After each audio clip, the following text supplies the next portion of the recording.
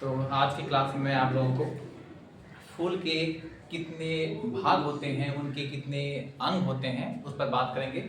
ये समर्थ कोचिंग नवादा, ठीक है। आज हम आपको पुष्प के कितने पार्ट होते हैं, यानी उसके हिस्से हैं, उसके भाग हैं, इस बारे में बात करते हैं। सबसे पहले मैं आपको ये बताना चाहूँगा कि पुष्प के दो मुख्य भाग होते हैं। एक होते हैं जिसको हम लोग कहते हैं नर जननांग और एक होता है मादा जननांग।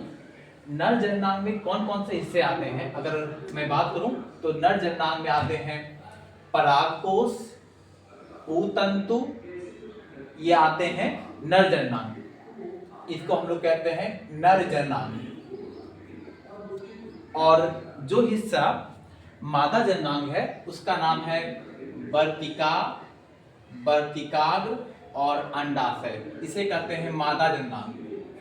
मादा जननांग। तो अगर हम बात करें नर जननांग के कौन कौन से हिस्से हैं, तो नर जननांग में आते हैं परागकोश, ऊतंतु और ये रहा बस दो ही हिस्से इसमें। परागकोश, परागकोश किसके ऊपर अटैच होता है, जुड़ा होता है, तो परागकोश जुड़ा होता है पूतंतु के ऊपर, जिसे हम लोग इंग्लिश में फिलामेंट कहते हैं। और परागकोश को इंग्लिश में कहते हैं एंथर। एंथर पूतंतु से कनेक्ट होता है, एंथर, और वो जुड़ा होता है सीधे नीचे जाके ओवरी में। आगे जो हिस्सा फूल का सबसे निचले वाला हिस्सा होता है, जो सबसे नीचे में होता है, हरे रंग का होता है, उसको हम लोग कहते हैं बाह्यदल। बाह्यदल, और ये फूल के सबसे निचला हिस्सा में होता है, और ये फूल के वृद्धि के साथ साथ धीरे धीरे मुरझा जाता है और फूल से झड़ जाता है। जबकि जो हिस्सा रंगीन होता है, जिससे तितलियां अट्रैक्ट होती हैं, फूल का वो हिस्सा जो तितलियों को अट्रैक्ट करने के लिए इस प्रकृति द्वारा उसे दिया गया है, उसे हम लोग कहते हैं दल। दल, और दल का काम ही है तितलियों को, अलग अलग तरह के कीट पतंग को अपनी ओर आकर्षित करना, ताकि पॉलिनेशन की क्रिया और अच्छे से और लगातार इस प्रकृति में बनी रहे और इस लगातार इस दुनिया में होती रहे। तो परागकोश, परागकोश के अंदर पराग के कण होते हैं, जो तीन माध्यम द्वारा परागन क्रिया में भाग लेते हैं। पहला उसको हम लोग कह सकते हैं जल द्वारा, दूसरा वायु द्वारा, और तीसरा किसी जीव द्वारा। जैसे जीव द्वारा हम लोग देखते हैं कि परागन की क्रिया जीव में होती है।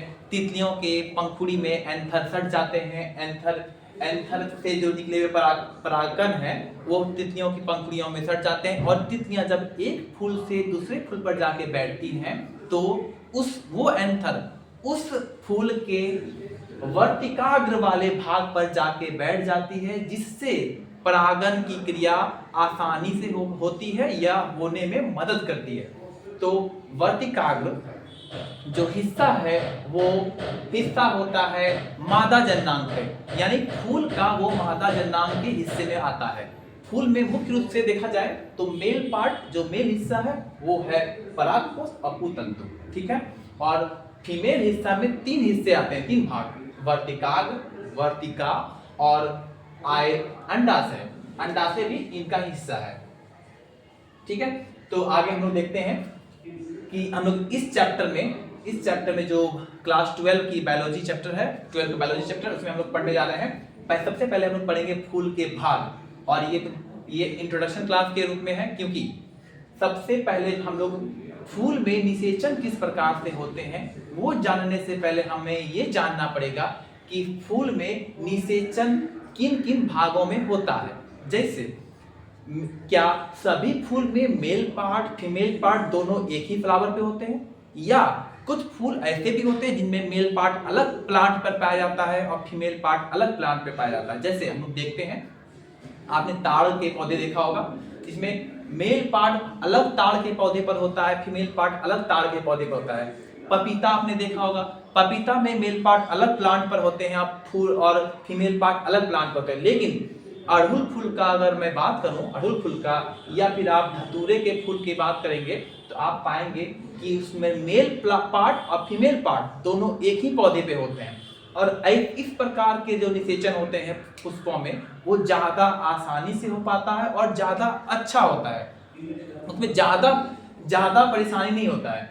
इसलिए हम लोग अड़हुल के पौधे की अगर बात करें अड़हुल के फूल में, तो आपने देखा होगा कि अड़हुल के फूल में कुछ इस प्रकार के डिजाइन होते हैं जो उसके फूल के ऊपरी हिस्से में से होते हैं, और छोटे छोटे इस प्रकार से स्ट्रक्चर आपको प्राप्त हुए।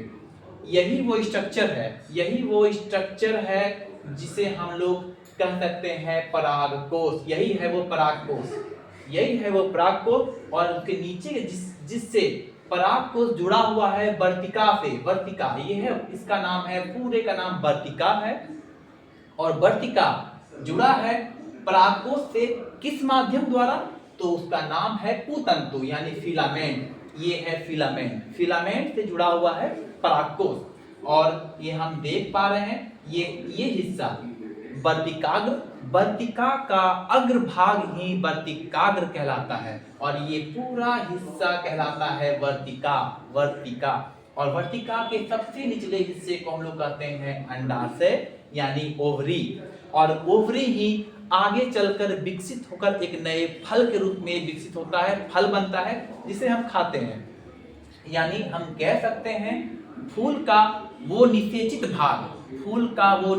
भाग जिसे हम खाते हैं फल के रूप में, वो किसी समय या किसी शुरुआत के समय में वो एक अंडा या फूल का ओवरी हुआ करता था, और बदलते समय में और निषेचन के बाद वो जा करके एक अंडे के रूप में विकसित हुआ और वो एक फल बना।